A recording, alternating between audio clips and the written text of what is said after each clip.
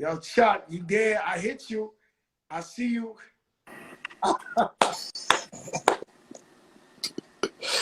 These formats, man. Formats. Yo, Chuck, man. Damn, man, it's an honor, man, to have you. I know you got to do CNN or whatever. Nah, we pushed Chris Cuomo to Friday. Man, I told them all, I told them all, like, listen, man, I'm in the crowd, man. This is a joyful moment seeing so many voices out there, man. That's what it's about. It ain't about the one voice and some OG grabbing the mantelpiece and saying it's about me giving y'all leadership. Come on, man. The amount of voices, man, that's out there, you don't beat that. And these voices out here, man, it's like, loud ain't enough, man. Chuck, for many loud years, ain't enough, Joey. I'm the dude like the comic books, like the Watcher. Remember that big-headed dude on the Fantastic Four? The Watcher, man. This is what you call a teachable moment, man. For many people, you were like the only voice at one time. Nah, Joey. There was other voices out there, Yeah, but so you said everybody had the green, black, and red pieces. Then they changed them for diamond chains and all that. But you kept your shit the same way, Chuck, all the time. Maybe because I was older and I come from another time where old heads looked at me and said, man, like, we don't know nothing about that hip-hop shit. You got to be you. You know what I'm saying? Hip-hop is beautiful, man, but we were here as people before hip-hop, man. So the terminologies come along. Situations play around with the terminologies. Big ups to terminology too, since we had it, right? There's a lot of names out there. Descended, Substantial, all the cats we support at Rap Station. But we are people first, man. And all culture comes out of us, man. And so when people go around and say, oh man, I love hip hop, man, but you don't love black people, you don't love people of color, man, we gotta educate them right away. They said, yeah, Chuck, we can let me share ask you a hip hop. question, right? So you from Long Island, Strong Island, Long Island. Where did you get your consciousness from? Where did you get, like you came out like you was birthed, like, Tupac, his mother's shot at Shakur, Black Panther. Where did you get this knowledge of, let's call it blackism, of how to be proud to be black? Like, where did you get that from? I mean, it's no crazy far-fetched, man. My parents are the same age when they had me, my brother, my sister, as these young adults are out there and young teenagers are out there. They are the same age. They would have had us at the same age that they out in the streets right now. So they were open in the 60s. So the 60s taught me, the 70s taught me, it was not rare. It was not uncommon for somebody to check you down the street. It reached a point during R&B. That's Reagan and Bush. That really the separation started. Yeah, that was the separation started, man. You know what's crazy is right now, I feel like this is the most crucial time ever. I feel like we're going to really get some change, and we're really going to change the legislation and new laws, and things are moving faster. Like if you see Eric Garner, they never charged those guys. They paid the cops 5 years later. But now I'm seeing them fire people, locking people up, changing laws, trying to move. This is a different time, right? But even with that being said, people took so much for all those years. I was talking to my brother Ruben Diaz, Bronxboro president, and he was like, yo, Joe, do you know what it was like to be in the 60s? So he said, so Joe, the same thing we watching out here right now was going on in the 60s. The only difference is they was killing the people who was telling us to march. They was killing Malcolm. They was killing Martin Luther King. They was killing JFK, Bobby Kennedy. Shout out Eric B. Yeah, Eric B. Eric B had to smack me in the head. He said, you got to do Joe. He's our union leader. You know that, right? Eric B is our union leader. Yeah, right. That's my union leader, too. Big up. It was actually worse in the 60s. Yeah, and the 60s came after the 50s, and the 40s came after the 40s. every single decade you had people like today say, oh yeah, today a young head would come and say, you know, the difference in it, I could curse on it, right? Yes. Right? A young head would say, you know, today is different from back then. We don't give a fuck. But understand, there was cats didn't give a fuck in the 80s. You had hip hop. Before, they didn't give a fuck in the 70s or the 60s. Cats were scattered. They didn't give a fuck in the 50s or the 40s, and go back, cats still didn't give a fuck. The difference is, and my friend Layla, she also peeped it out. She just said, the difference is, and I always say this a lot, the difference is that the technologies are different. Today, there's a lot of voices at the same time that they can't stop. The only way they can stop it, you're going to hear some crazy shit. They're going to shut down the grid. That's the only way, because so many voices out at the same time. See, we had hip-hop. We didn't have phones and Instagrams and social media to go back. And back in the 60s and 70s, it was none of that at all. So cats had to get together. My father's Cuban, right? So my father come up under communism and all that. I went to visit my mother and father today. My father told me, yo, be careful this guy, no shut up off all the internet. Yep. Yo, this is what my father told me. I seen this before. Be careful these people don't turn off the internet. Bro, I went to Turkey, man, a couple of years ago.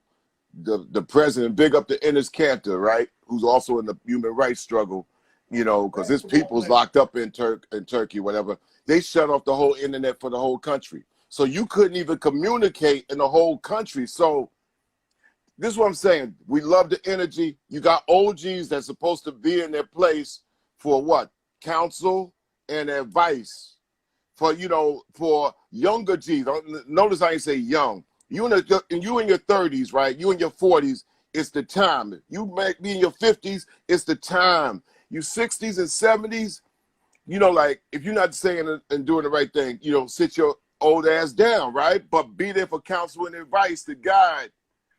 And that's the biggest difference in today. With this movement is coming from a younger energy, man, where the country said, you got to lock your ass in the house. I was surprised that everybody kind of like stayed locked in April. I was surprised because I was like, 3 weeks, it ain't going to work. And then cats complied. But let young people find out, let everybody find out that this was a game. So I'm saying that always be aware that new games will be played with crazy, with no rules. So, you know, stay with the energy. I think there's some simple answers that people want to see right away, even before we get started. Like, number one, this might be a question, answer that somebody might say, what that got to do with anything? Number one, maybe it's my stage and age where I say, you know, Trump need to just go. He need to like resign. Don't even wait till November, right? Now, somebody might say, well, I don't know what that means to me. That's why we say that another thing that's important that younger people are doing is that they putting the force on their local. And that's what voting is all about. If you don't know who that judge is, that district attorney, that cat that's locking up all your peoples all the time, you don't know who's running your school board that your kid is going to, you know, that's a problem, man. Because, you know, the presidential thing, that's a beauty pageant, man. That's a beauty pageant. The local... So let me ask you something, Chuck. Yes, sir. You got Joe Biden, you got Trump. Who's Chuck D? They too old, man. All of them are too old. Man. Well, they're the only ones, Chuck. I know. You got to concentrate on your local and that dude. Yo, Chuck, I know Chuck. The dude got to go. The dude got to get out. Trump got to go, man. So Joe Biden, he just got. Because he got to go. Listen, man, he just gotta go, man. When somebody say, if somebody say, listen, man, what Trump got to do with it? All I got to do as an old head say, I'm mad at that dude for Central Park 5, man. So I could be mad at him just for that, right? And then you explain on what it is, and then they're, oh, I hear you, OG. I hear you. He put out the ad. Man, I remember it clear as day. Falsely accused. Exactly. So I got beef forever with this dude. Then all of a sudden, like, I wouldn't have had no beef with him because he was irrelevant to me, but this country gonna vote him to be president? I'm like, get the fuck out of here, man. I don't care what anybody says. That's a problem. That was a problem, second one. But you know what? Then people start coming up with, and I understand, you come up with reasons because you might not be sophisticated in the answer. I never looked at President Obama being Jesus, man. The minute that he got in there, I took my hourglass, right? And I put it like this. I said, man, let me get my moves on, because I know ain't nothing gonna come out of that. But one thing I could buy is some time. When this dude's in there, not only will the games be played, but you can't even buy no time, man. And time and buying time is important for you to educate people on a no offense or no huddle offense. This boy is radioactive. This boy is radioactive. I mean, look, man, you remember Joe, this dude, man, what, USF generals, he had beauty pageants, he had the Trump casino with all the boxing matches. How the fuck you gonna be president? But you know what? It's not him. It's all these assholes that voted for him, and they are the problem when it comes down to the fraternal order of police keeping a climate and a standard. Now, look, police have been doing the same thing since overseer. My problem with them is like that shit need reform. Along with a lot of it need reform. You can't confuse. You can't confuse. You can't confuse that police in the county. Chuck, defunding police. What does that mean to you? I don't know what that means. That's just confusion to me. All I know is reform means change that whole shit up. There ain't a national standard, man. It's a gang, man. It's a gang mentality. It's like, you know, you can't. You know how counties work, Joe. You know how counties work. Well, you know how boroughs work. Yes. A county work like this. It's like we don't give a fuck what that county do over there. But what we do over here is what we do over here. As long as you got counties and their own jurisdictions and their own judges and their own police force, they're going to think that they are their own country. So there ain't no standard for the police, although it's under the fraternal order of police. They need a national standard. And also, I mean, I'm not even going to say the things that would take a lot of time, but I'm saying there's no fucking standard. The only standard is like, well, let me finish this point, Joe. Let me finish this point. The only standard that they hold is like, if you fuck up dude over there 3,000 miles away, we're going to hold you accountable 3,000 miles away for the same shit. You can't confuse the training or the lack of training with a police officer who's up in the Bronx with somebody who's saving a cat out of a tree in fucking Boondocks County and shit. But they got the same thing, like they all the same people. That shit need to be standardized and reformed, man. The thing that bugged me out the most is that I realized it's a gang with immunity. And you could get in trouble 17 times and nobody will know about it because they don't show you. And now they passing a law, Chuck. They passed the law. So that they passed a national law? It is a national law. Listen. They're passing a law. They're trying to pass a law that if you a cop and your partner is killing someone or hurting someone, you can finally tell them, yo, chill. It had to be made a law for your partner to tell you, yo, don't kill the guy or back up or calm down. Like, it's a physical fucking law they got to pass so that somebody, it's the 50A law, so somebody can have to legally say, yo, chill. Well, that's why. The law. Well, that's why. Your partner to say, yo, calm down. That's why we got brainiacs out there. So brainiacs are supposed to make sure that they interpret the law to the people so people could be privy on what's going on. You need brainiacs. You need people that say, you know what, I might be boring. I have no charisma. I can't speak to a large group of people. But I'm the fucking brains that fuel the people with so they could be clear on shit. We used to have the news and the media do that. Let me tell you something. My daughter's 14. She's going to high school. I'm like, yo, baby, make sure you end this year right because the high school, they're going to read your report. I don't understand how we can't see the police report to know if these people, there's no transparency to know if they're hurting people or people got lawsuits against them or whatever. There is no transparency, Joe. Well, the thing about what's transparent right now is the whole world is watching the United States like it's on a stage. The number one is many places we go, Joe, around the world, why it's more important, because when you go to different countries, they got their own jurisdiction. We know we go into some places like I was in Indonesia, and they was like, you know, we went over there as prophets of rage. And you got to adhere to the law when you go into places. The whole thing you hope for is that the law is fair to everybody and it's equal to everybody. You go into the law and says something like this. It's like, you can play your songs, but I don't want you to say shit to these Indonesians out there. Because you go into a country, they're like, look, man, you pay attention to how we give you the law up front.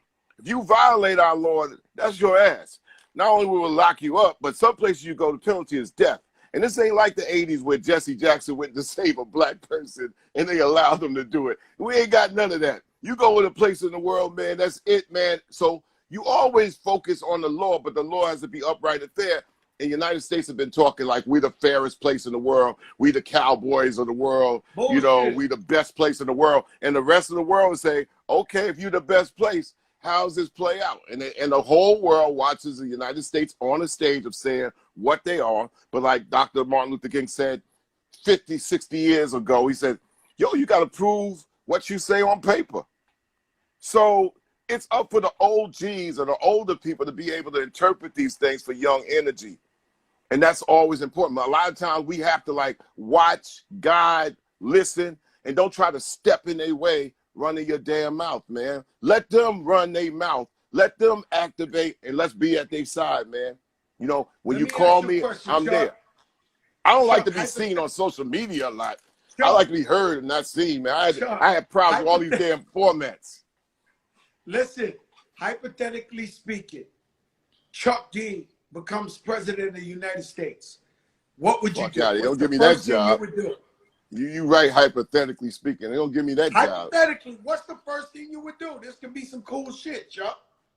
Number one, since I'm 5 years away from 65, I say retirement age 65. You know, and encourage younger people. Look, encourage younger people between 10 and 20 that they got a shot when they're in their 20s or 30s. You shouldn't be 22 years old and say, it's no way I'm going to get a crib. There's no way I'm going to get a job. And when I get my first place to lay my family, I'm going to be 46 years old. The fuck out of here, man. You have older people in administrations, their job was to keep younger people out of their mix. Let younger people run things. Let younger people, the banks are like, well, the banks got proved that you can come up with something in order for us to give you a loan. But here's this person, 67, and he's not, you know, this should be an ease down. Government shouldn't have a whole bunch of 80 or 70-year-olds. I don't care if they know more. If they know more, you're supposed to not know it for your goddamn self. I believe the activity in government should be 30 to 60, man. 30 to 65, man. Cap it, man. You got you had Bernie Sanders at 79, right? And I thought he had the great ideas, right? You have Biden at 77 and an asshole at 75, right? What the fuck are they going to talk about? What future? Do the math, Joey Cartagena. It's about math, man. You 75 years old. Realistically, how many years you got left in your life? Realistically. Bro, I don't even know. I'm 49 and I'm scared every day. I don't know realistically, what the 77-year-old doing talking about a future. That's so I'm saying it's like, look, I'm older than President Obama was. And President Obama, just like every black dude, whatever you believe in, this conspiracy, Illuminati, whatever, skull and bones, whatever, man, that's a whole other project. But I was older than him. I'm older than him. He did like 16 years and 8. All you got to do is see how much gray hair he got, how much it aged him. And right now he's like, yo, that boy caught the grays in a week. Yo, in a week. So what the fuck you think is going to do to somebody 79? The only way you could do that job in your 70s is not give a fuck. That's the truth. And the rest of the world looks in and is like, we got to vote for someone. And we got you gotta vote. You gotta vote to get the guy out. I voted to get the guy out the first time around. But you know what? And I tell people, if you can't even get into a sophisticated conversation about how you got to get the guy out, you know what? If you got kids, especially if you got kids, many of them do, just figure out how you control your goddamn school board. No, your kids. You see your kids at school, so there's a board right there. They all got to get voted in. Who's the judge? Oh, Betty, I'll give you another case why I voted important. You pull out your crib, whether it's a building or whether it's a crib. Your car hits a pothole if you drive it, right? Fucks your car up, right? Where you go first? You gonna go to call State Farm because it's your problem? Or you gonna start beefing like, no, y'all gotta fix this goddamn street, man. And they'll give you the rigmarole or the runaround. That's when you say, listen, man, y'all gotta fix this goddamn street. You can't treat where we live like bullshit.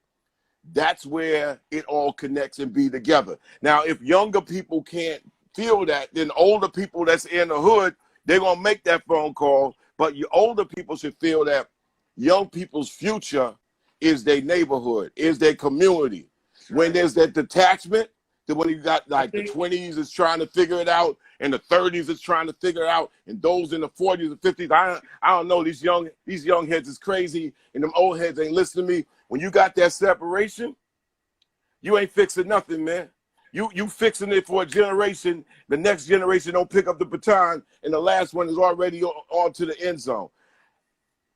But what I'm saying is old school things. But you know what? Hey, let me tell you this, Joe. Let me tell you this one little thing. The biggest difference in the 80s and the 90s, Joe, is the same that the same people are not here. Older people have moved on and transitioned and died, and younger people have been born. I've had both of my daughters in the rallies at 27 and 32 on different sides of the United States, man. And their futures is what they speaking to. They're like, yo, man, I want to get a chance to. I won't have to wait till I'm 50 and all to see the light. Fuck that. They like, I'm not trying to hear that. Yeah, that's a fact. You know, a lot of times back in the days we was taught to wait our turn, but I don't think that's right all the time. You know, I was saying Ruben Diaz is here on here, and for years I've been trying to get him to be mayor because he's Bronxboro president. And Ruben, he's from the people, but he always wastes his turn, and he let these older people tell him, yo, this guy got to go first. I'm like, man, fuck that, man. Like, right. Go for yours. Let me ask you a question, though, because this is a funny question. This is just a funny question. So Elvis was a hero to most, right? Most of your heroes don't appear in no stamp. Who's a white guy we can trust? And what? I'm just saying. Who's the white guy we can trust and what? Who's the white guy we can trust? Well, like if the Knicks need a point guard or something, I mean, what the fuck, Joe? What the fuck? I mean, you got to trust a person that you know that's qualified to do a job, man. I mean, you know, we living in the United States of America, man. Years ago, when I said that black folks, we could not let go of the thought that we have to stay connected to the diaspora. That diaspora is everything that lets you know that you can't be a slave in the United States of America. The United States of America is your only motherfucking 3,000 by 2,000 mile box. Man, you boxing yourself into slavery, man. You have to think broad and wide at all times. The whole planet Earth is ours, not a goddamn territory, not a nation. We're a nation within a nation that's trying to make a nation accountable. You know, these things have been said before.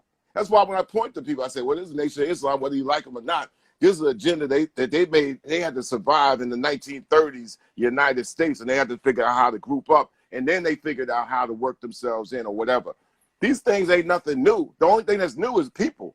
I tell people, you know, it ain't new just because you never knew. You know what I'm saying? So, you know, we work at it. We work at it, man. Younger people, so what do you think?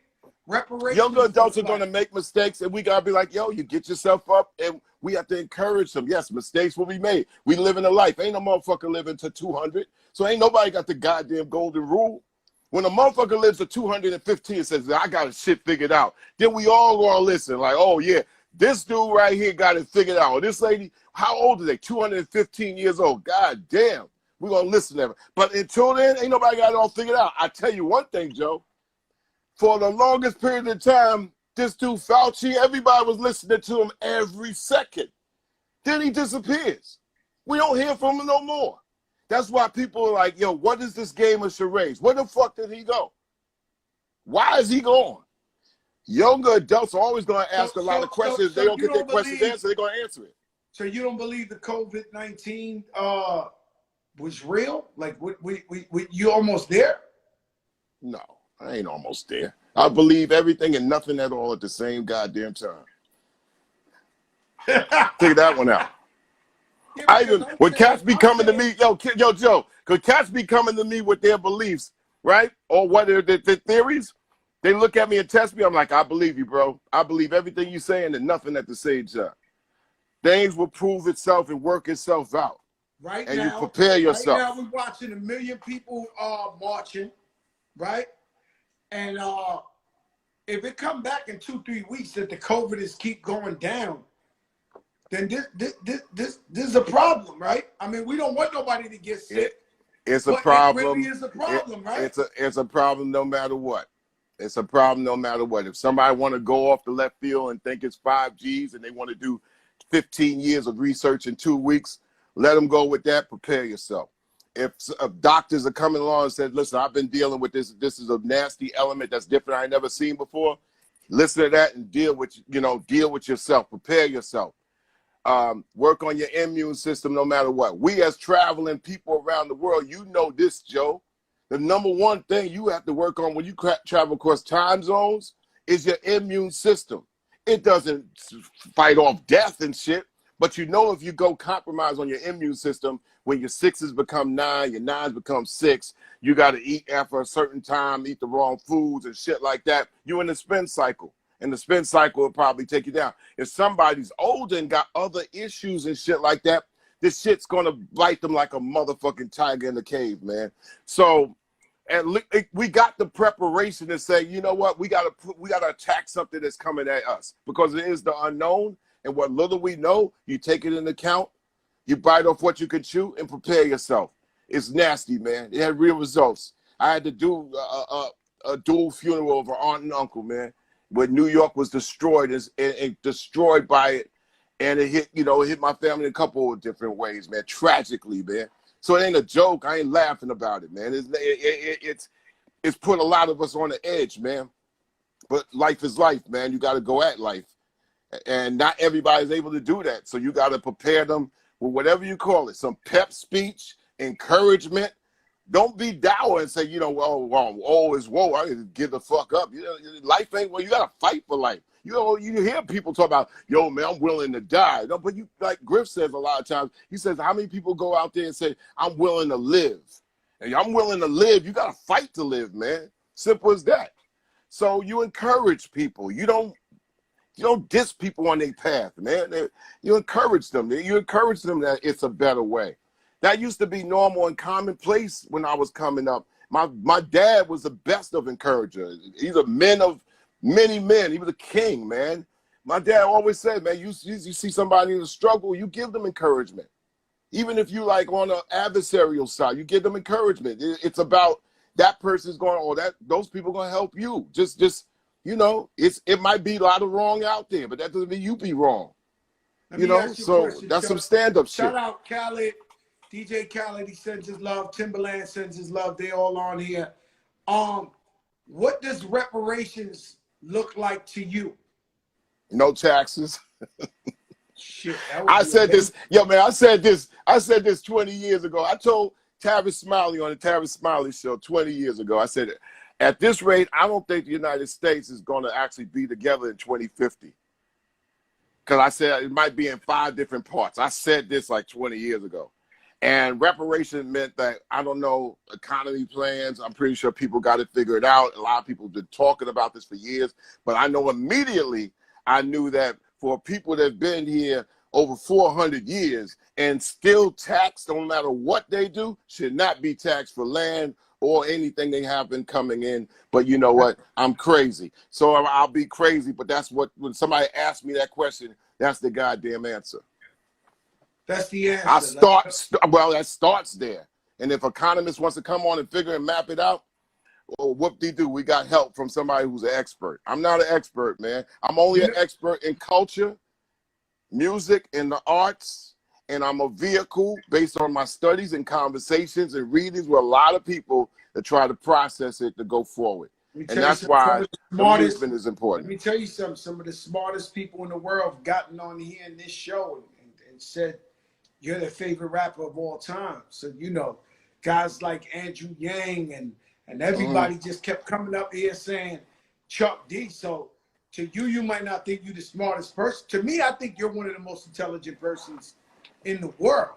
Like, I seen you talk in the 90s, I'm talking about like 90, 91, about that digital was going to take over. There was going to be cassettes was going to turn into CDs. And then all this shit you was talking, I was just like, I was taking it in, but I didn't know what the fuck you was talking about.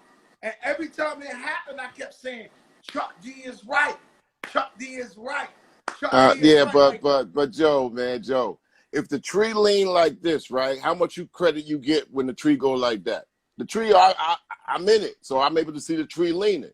So, boom. Yeah, that's what's going to happen because the tree is leaning. So it happened to be how much I remember the first day, we were like over at 57th Street. Well, that was the first day I saw you, but the first day you introduced me, a Wrangler pulls around the corner. Fat Joe. He says, yo, Chuck D, what's up? This is my man, Punisher. You're going to hear a lot from him. That's the day I met Big Pun. He said, meet my man, Punisher. I said, that's a nasty name, Punisher. He had the Punisher comic book thing on his shirt. He said, you know what, Chuck? Like y'all put me on. This is my man. I'm putting him on. You're going to hear from him, son. And that boy, you heard from him. What? Let me ask you a question. Shout out to Pat Poose on the check-in. Pat Poose, what's up? We playing this stuff over at Rap Station. Big up to all the Rap Station people out there, man. We broke 1,000 new songs in the last 6 months, man. So we playing all your music over there. Pat Poose did that. Pat Poose is the joint with the alphabetical order, right? On Police Brutality. Yeah, we went on that. Yeah, we went on that. Never got. Yeah, you know Pat Poose. He's that's my brother. Yeah. He's that other thing, man. It's like cats be up there like measuring MCs. Like, he's like these goat hairs, you know.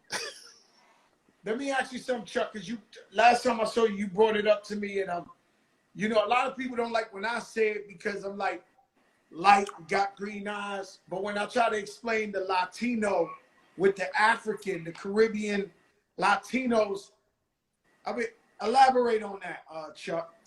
Well, you can't throw a book at them because they made books disappear. When you make a book disappear, you make facts disappear. That's the fucking downside of the digital era. That you can make a fact, you can play 3-card money with information with people, and that's when you depend on an iPad as opposed to a book. But when you also have read it people who have also been there, Rosa Clemente says it best. She says, listen, man, we're African people, and the hemisphere with indigenous people and also, the white invasion, European invasion, but also the African combination, man. Puerto Rico especially, man, is not, yes, we know feeling culturally, it's a nation culturally, but as far as the world scope, it's the extension of Africa, man, and also the extension of the indigenous people. Pyramids were built on this side of the world at the same time, if not earlier, than that side of the world. Pyramids. But you got to inform people, but in order to inform people, you can't beat them down. You have to bring them up with information, make them embrace it, make them dig into it. Information and education is not something that you go around and threaten people with. You embrace them. And also, you give them increments. When I say shit like, yo, I told my father today, I had a little argument with my father today. Mr. Cartagena? Yeah. Am I saying it right? Yeah. We had a real problem today because I was telling him, trying to explain to him. And in Spanish is even harder for me because, my shit choppy. So I'm explaining to him systemic racism. Right. And I'm like telling him like in Cuba. I said, Cuba, I mean, they hate that I say it. But I'm like, what? 8 million people in Cuba. 5 million is African slaves. 3 million is Cuban. When slavery's over, everybody has babies. And then everybody get mad at me for saying the shit. I'm just saying what I believe to be facts and to be true. So what? So what? All in the other islands in the Caribbean don't count either? And then you got South America. Right. That's what I'm saying. You got South America. Honduras. And when you go to Brazil, You go to Brazil and That's you're looking Africa. at 120 million folks who are categorized in different quadrants of race and black to try to keep that combination from just saying we black. So they chop blacks up in 8 different ways, and that worked for them for a while until I think we were helpful in the latter years of culture to say, y'all all black, man, fuck all that bullshit. And then today you go to Brazil, but you know what? You know Portuguese, patois and all that, you can't flip from English to that real quick. So there's people in the United States that have no fucking idea of what's going on down there. And that movement is like, boom, boom. It's not just Rio and Sao Paulo that you see on TV. That movement is like, yo, for real. So when so the point is, when you know the diaspora, it eliminates that fucking argument.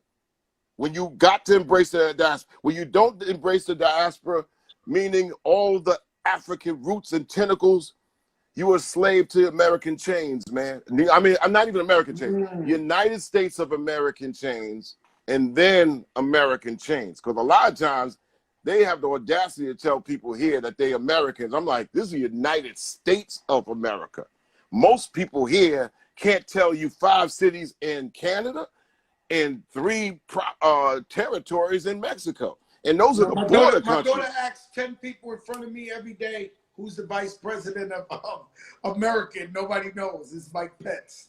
Ain't that shit crazy, man? Well, better know, especially if we tell this dude he got to get the fuck out by July. I'm telling you, my feeling is that dude got to leave now, man. Fuck November. And then we work on this dude before he go. But that's a higher argument that's beside a lot of people's point right now. I tell you one thing that stunned me, right? The mayor in D.C., when she named that whole street Black Lives Matter. I ain't never seen nothing like that. She like, look, I'm going to use my shit right now and let you know how I feel. Boom, she used look, you got to use the law. When the law's foul, you use the law to go against the law, and then, of course, wait for the fucking venom and the outcome. Diaz Jr., you hear what he said? He said you got to use it now while you have it. What? Yeah. Don't wait till after. I should have did that. And also at the same time, situations are one hack away in the digital age, man. One hack away. We saw a virus impede our whole everything as far as dealing with our human existence. We don't, let's say we know and we don't know. Let's say we don't know. But could you imagine the machines that are one hack away from being fucked up? Saying, boom, you know what? No phones for a month. That shit will affect someone who's spawned on digital life because you got to avoid having the soul of a gadget. We have seen on this last situation. The COVID was showing us that we had to go back to basic shit. That everything we normally adapted to was like irrelevant. Like you had to go back to original. And how many times do people go back? Hardly none. So this is where we are. What happened this last 3 months was the official ushering from citizens into netizens, where they created a cyber world that is looked upon as being just as legitimate as the world we live and breathe in. And they make some people know and think that it's more important than the world that you're born in on the physical. This is a systematic game that's been going on. Those are the areas I do know about, the effects of technology and how it can actually get into people's psyche and actually change the masses into them asses. They just move the M over and tell you to follow. I mean, yes, I'm talking to you on Instagram, which is Facebook, which is Zuckerberg, which is, you know, also you got the Zoom over there, and you got Skype over there, you got FaceTime over there. They moved that shit in. They moved that shit in. And the thing is where we don't count because there's new people who have been born into this, and it's going to be hard to tell them and sell them on another world that really don't exist like it did. So we can't talk about going back to the 60s and 70s when things are not here and almost unrecognizable. We can't go back to the 80s and 90s when things are kind of like not here and almost unrecognizable. You have to take what you experienced in your life and make comparisons, analogies. You have to be able to say, this is what we did back here, but this is this version at your time right now that won't have you be a slave to it. So that's an educational process. But if you strip the community of education, economics, and then enforcement and environment and control of all the E's, you got plantation state. It's very hard to teach in the plantation state. So these are the penetration. You think this country could go into some dictatorship? Because it looks like that's where it's moving. Do I think it could go into some dictatorship? Number one, man, it's a long conversation, man, but this world is being watched and this country is always being watched and everything is being watched because everybody is wired. But you also have a feeling that says, you know what, man, this is a situation where we being civil and loud at the same time because loud ain't enough. And the next thing is people going to be like, you know what? This is what we're going to do. We don't give a fuck. But we've always had generations that don't give a fuck. I think what we need right now is some consolidation of all the generations to understand that we in this movement together. And not every old head got to run their goddamn mouth because the situation is totally different on the terrain. That boy Terry Crews, man, he know how to talk some shit, though, man. The Terry Crews, the act. Come on, man, yo. You're gonna have a lot of people, man, in their 40s and 50s, and they're gonna agree to disagree.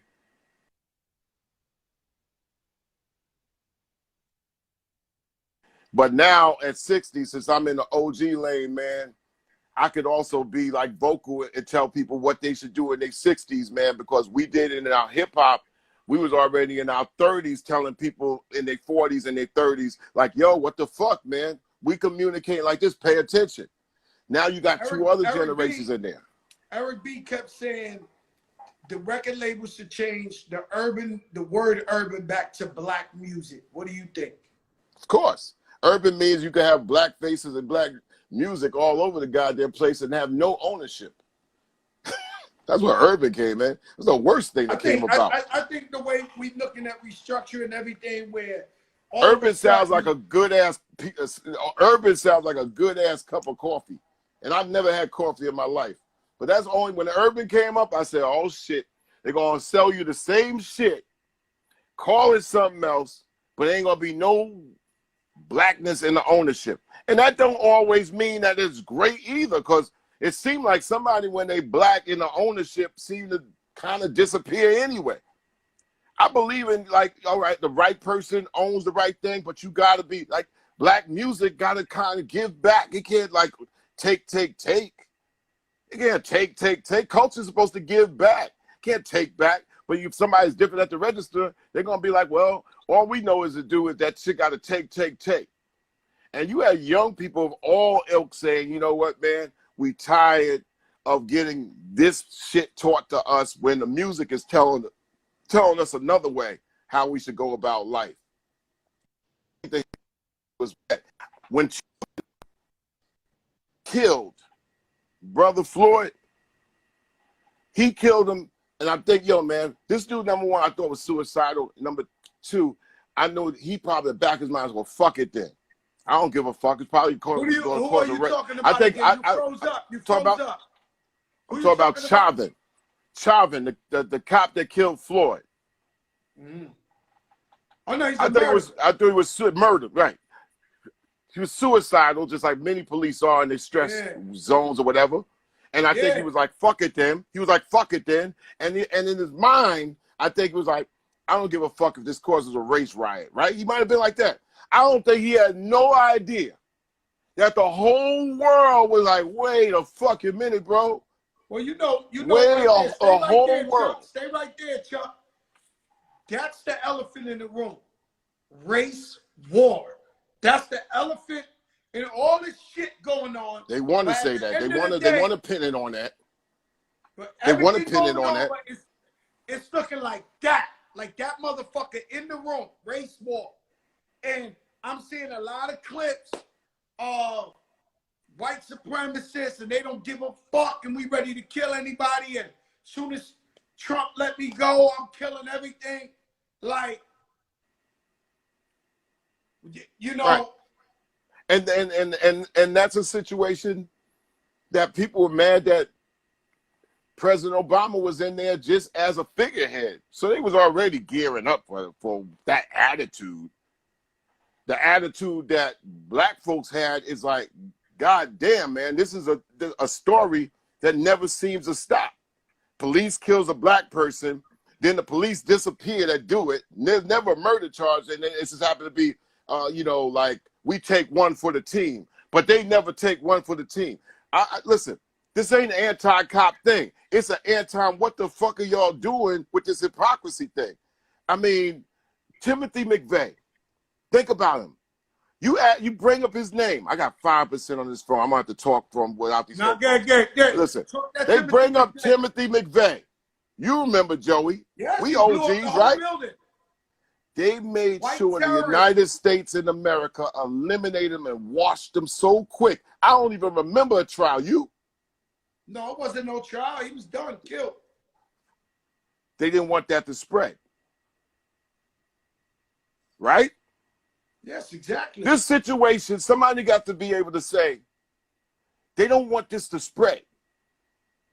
They don't want this to spread. It's like, you know what? Police brutality, it's got to stop right here. Now, I don't know what's going on with who's choosing whatever, but I think the thing where people were fed up was like, yo, man, they get no charges. And when they do get a charge, what the fuck happens? How about you saw Minnesota? They killed a bunch of black people. Nobody ever got convicted. 4 years after Philando Castile, 4 years after. Jail, the one guy who ever went to jail was a black cop. He killed a white woman. The only one cop who ever went to jail over there. And that's what people are like, old, young, or whatever. They like, yo, man, that shit's some bullshit. It's like, really? Really? Again? So young people, younger adults and young people are like, really? Your OGs figured this one out. Come on, man. We locked in the crib for 6 weeks. We don't really know what it is. Cats is playing games in the office. Can't finish school, can't graduate. When we get out, we ain't got no goddamn jobs. Can't get a bank loan to get a crib to stay in. Can't go to any sporting events or no entertainment. Can't be on the beaches. It's like, you don't expect they're going to be storming the Bastille? Really? Really? Really? You got to be fucking crazy. I said I was surprised, man, by May 1st that people would be on their kind of best behaviors. I was surprised. 4 weeks, whoa. But after May 1st, it was like, you know what?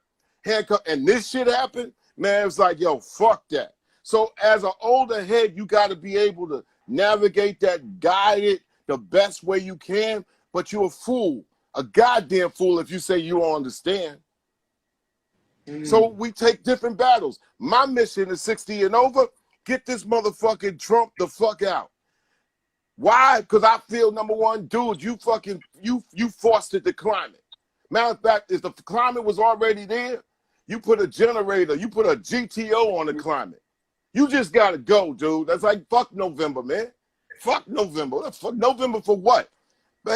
People already were saying the last election was fucked up and tampered with. So what the fuck we waiting for November for? That's where the revolutionary thought comes in. Fuck you waiting for November. Get this motherfucker out now. He's mentally ill, man. I was old enough to know when Nixon, they put so much pressure on Nixon. And I remember, it was like, we're looking at Nixon. Nixon's like, I can't fuck with this because they put pressure on him. The two parties that was there said, you just got to go, dude. They brought in Gerald Ford. Gerald Ford was a dude they both could get along with, and they gave him problem when he tried to bring in Rockefeller. No people, not Jay-Z's record company, Nelson Rockefeller, the former governor of New York State, where I'm from and born.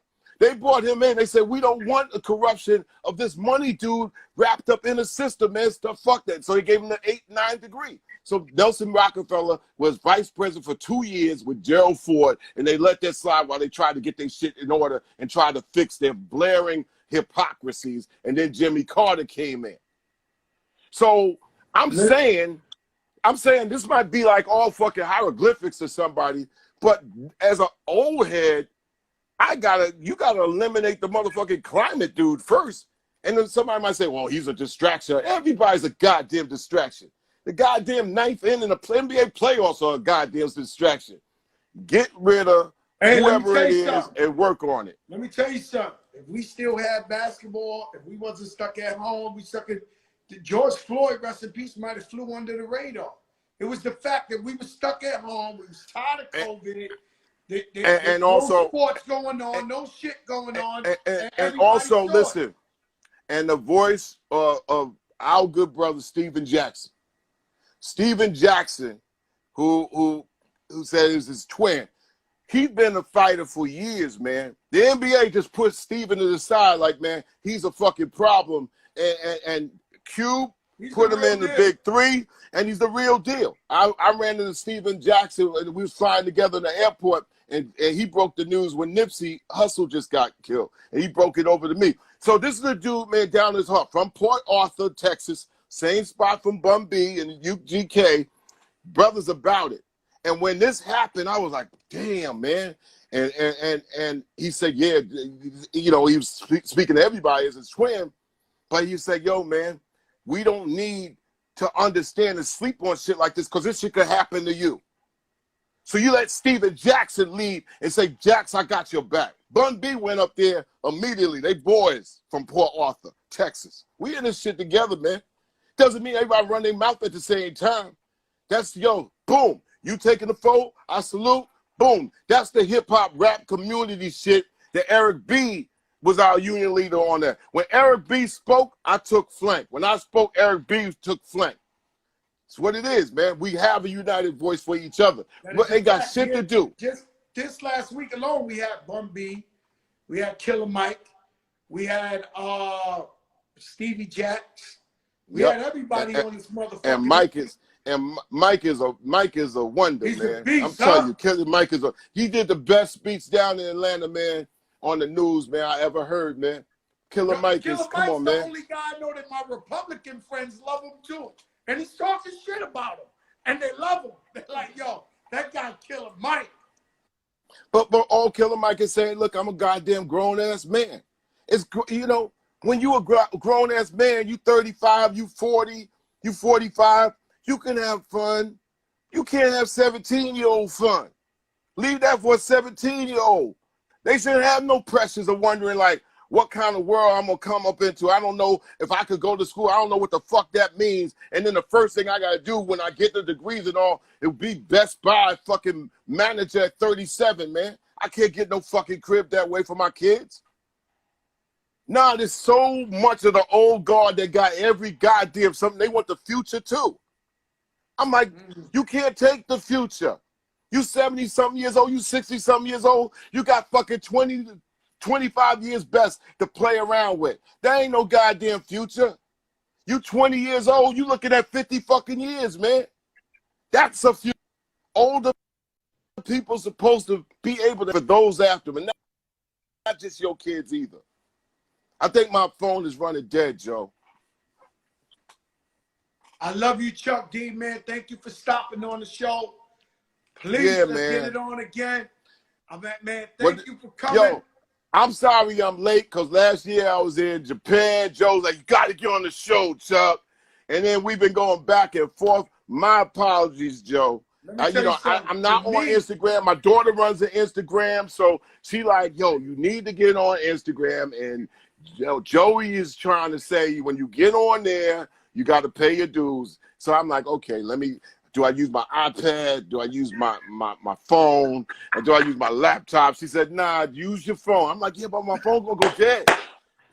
Shout out Eric B for also making this happen. You know, the union leader. Yeah, he's a union leader, man. Chuck, I love you so much, man. You're one of the most intelligent persons in the world. I know you don't do this for nobody, man. Me and the audience of the Fat Joe Show, the big show. We appreciate you and we love you, my brother. Thank you for getting on. Yeah, I got to give Flavor. I talked to him earlier, man. He's in the lab, man. Could you believe that? Flavor's in the lab. I've been on his ass. I've been on his ass to be in the lab. I said, you can't take 10 years off, dude. So he'll probably be on your show next. Man, don't ask him too many questions, though. That's my brother. Don't ask him too many questions, though. All right. My brother, one love. Don't ask one. me too many questions. I learned that shit, man. Niggas told me like, yo, shout out to Chuck D. I mean, come on. Clap, clap. Give it up, man. Chuck D, he don't do this shit for nobody. Everybody throw the fists up in the comments. Throw the fists up. This is Chuck D. He don't fuck with nobody, guys. I'm telling you, he don't fuck with nobody. Chuck D, Joe Crack, he loves me. It take 2 years to get him on this motherfucker. Like, yo, Eric B, thank you for making that happen.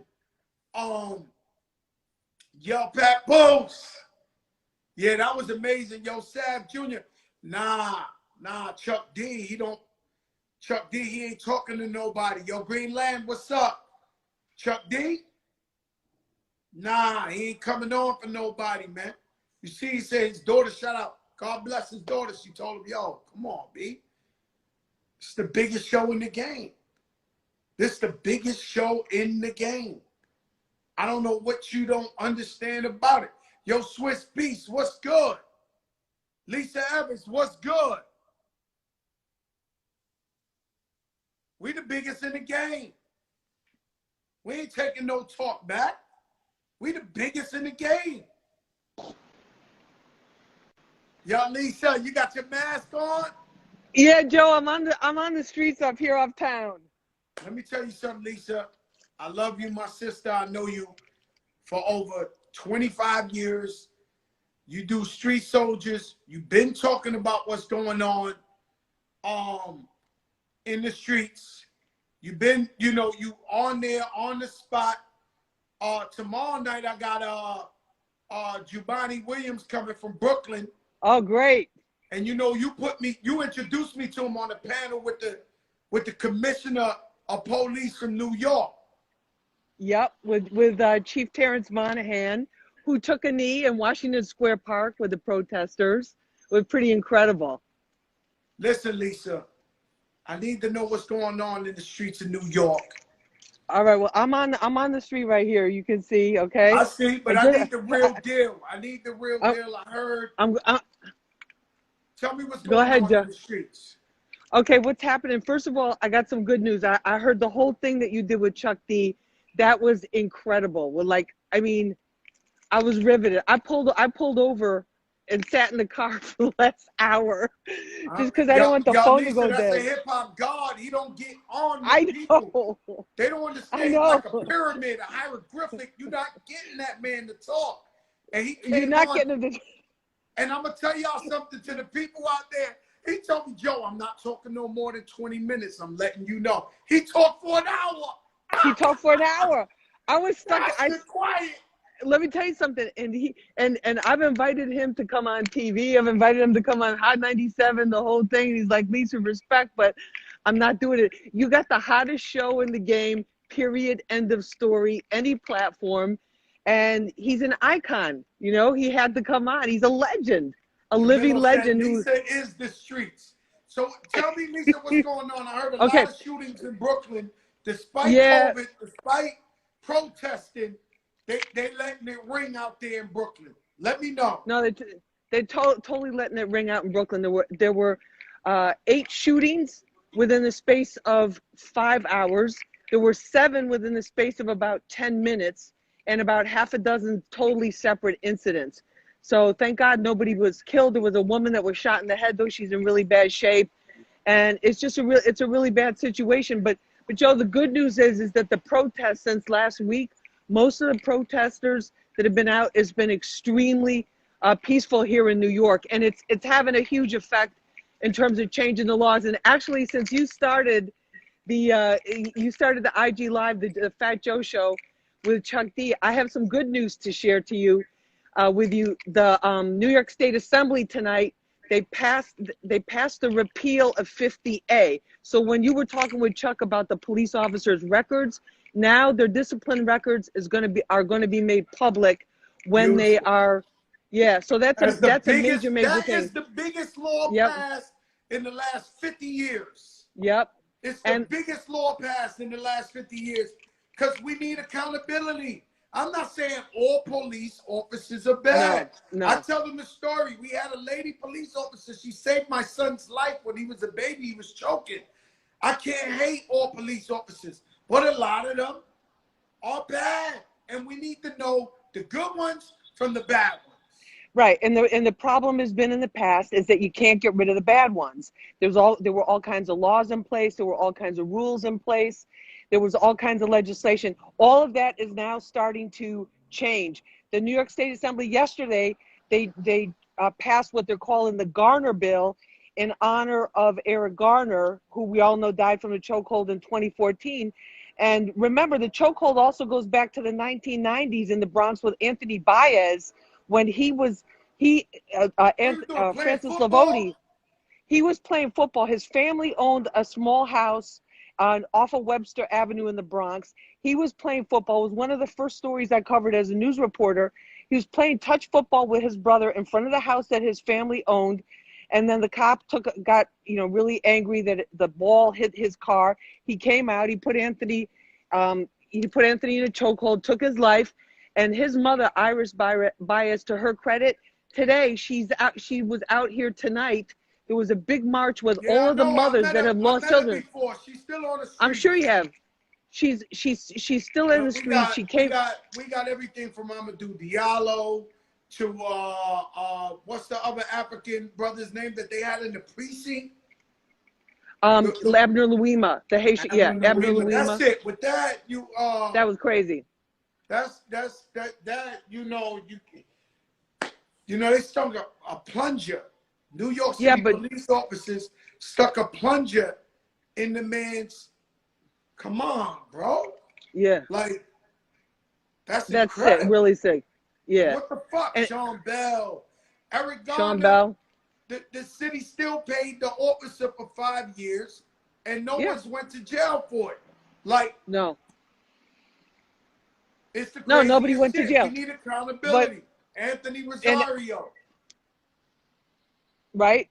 And I think that there's going to be accountability, because I think all of this positive energy that's come from the protests, hundreds of thousands of people across the country for days and days and days, including tonight, and even people around the world, all different countries, don't even speak English, talking about this.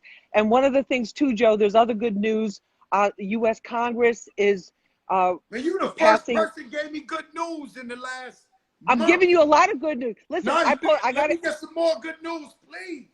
Let me give you some more good news. So they passed the Eric Garner bill in New York State. It is now a crime for a police officer to use a chokehold on a civilian. Now check this out. Since 2014, before that, the department, the NYPD itself, had banned the chokehold. So in the department guidelines, it was banned. Now it's a crime. And since Eric Garner, there were nearly 1,000 instances, according to the New York State Assembly, where police used chokeholds on individuals. So thank God they didn't die. After Eric Garner died and there was protests across the world, they still choked 1,000 people. Right. So now they're banning it in New York State. The New York City Council is working on, they had hearings today, they're working on a whole package of new reforms. They're going to ban it also. They're also going to require, and here's another thing, I know you're going to say this should have happened a long time ago. They're going to require the police officers to have their name, their badge, and their rank visible at all times. So even if it's an undercover. That was a law before. That was never a law? Well, there's laws, and then there's laws that come with loopholes, and then there's closing different loopholes. Because the way they do these laws, and this is why everybody needs to stay woke and pay attention, and not just go, oh, okay, you know what, we did what we did, we made the noise, now let's chill. People, and I'm so glad to see you, pushing people to vote, because Joe, this goes back to 2000 when we started Hip Hop Votes at Hot 97. You were one of the 50. Tretch, there were a couple of other artists that helped us with that campaign. People have to get involved. Do you know, like your daughter's asking, who's the vice president? Do you know your senator? Do you know your congressman? Do you know who's your New York State assemblyman? Do you know who's your New York State senator?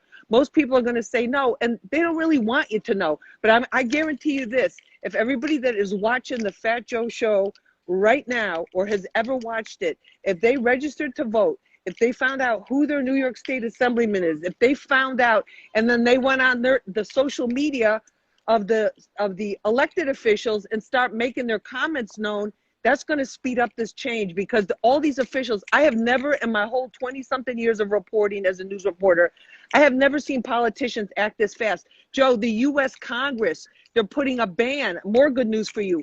They are putting a ban. The House of Representatives has a bill, Justice in America bill. They want to ban military equipment like those big tanks we saw. I was in Baltimore after Freddie Gray. They had these tanks just rolling down the street like it was a military occupation. Remember Ferguson? We saw after I know, but shout Michael out Brown. to my man, it's Biscuit the blogger. He's the most famous blogger out there. He was in the streets even when the COVID was going on, showing that the tanks are coming down Harlem. They're coming down everywhere, and there's tanks in every city that was moved during COVID, because I think they thought people weren't going to be respectful and stay home and quarantine. They had tanks all in Miami, all in New York, all up everywhere, tanks everywhere. And this, I think when it comes down, I've been trying to truly, fully understand defunding police, right? Right. And so what I think is, where they got a great ideas is, they say, hey, you have a fire in the house, you dial 911, they send the fire department. You have somebody cardiac arrest, you call 911, they send the ambulance. But now you have domestic violence in the house, they send a cop with a gun who comes in there with that mentality, and that amps up the situation. Somebody might be having a mental breakdown, they send a cop with a gun. So he's dealing with with people who have mental illness. And so all these different situations, we can fund social programs to where if somebody's having a mental breakdown, send somebody who really knows, a psychiatrist who really knows how to deal with that, so that every time something goes on, it just doesn't have to be met with guns and force. Well, no, Joe, and you're raising the whole mental health issue, because the cops, to be fair, when we're talking about the defunding, that to me is kind of like it's kind of like something to sidetrack people right now, because everything is going to get defunded because the city's practically broke because of the COVID, not getting the tax money, not getting the sales tax money, not getting the tourists. All of the big tourist areas are boarded up. They're shut down. People are coming here spending money. A lot of things are going to get defunded. The main thing is to put in this accountability in place and to support the good police officers, because the NYPD now is majority people of color. There's a lot of good cops, like in Brownsville. Hold up, Lisa. What? Still in all, these Black and Latino cops, they still abusing our people. And what happens is, when they become cops, I don't know what happens where they brainwash them and they're not Black or Latino no more, they're just blue. And I've been watching videos like the day you saw COVID-19, we see all the white people in the West Village sun tanning that one day that was hot. Right. And the cops was out there giving them gloves and masks, and in Uptown, these cops was punching people in front of their face like they was a gang, a crew, and they were Latino cops, and they were Black cops doing that. So even though they have color, they need to change that mindset. The culture. This is a blue gang. Blue culture. I'm surprised I never became a cop. I'm surprised I never joined the blue gang. I could do whatever the fuck I want and get away with it, Lisa. I never Not anymore. That was the biggest gang. It's unbelievable. Listen, it's. Let me tell you, Lisa. You're not gonna be. I love you, baby. Yo, but a lot of good things are happening. What, sweetie? What the people don't know is they think Joe Crack just got woke or something. They don't understand. No. Me and you had town halls with the police commissioner. When they start talking, I'm telling them about Amadou Diallo. I'm telling them about Anthony. I'm telling in police headquarters. I'm in the police headquarters. I'm posting that video again of you with Chief Monahan, but Joe, and plus Rikers Island, everywhere. We go. The first time, I know, the first town hall, the red lights blasted in the hallway because they had a breakout, and we're in there doing our thing.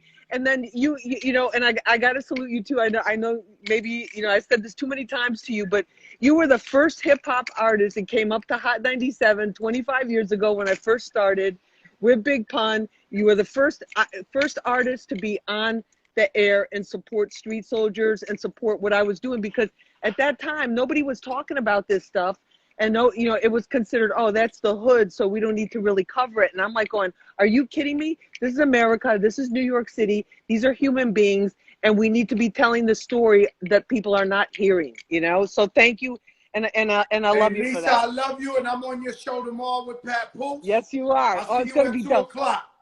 All right, baby. Love to you and the family. Good. All right, be good. DJ Chubby Chub in the building. Hey, yo, Ruben Diaz. Where you at? Hold on. Ruben Diaz, what you said? Sin pepitas.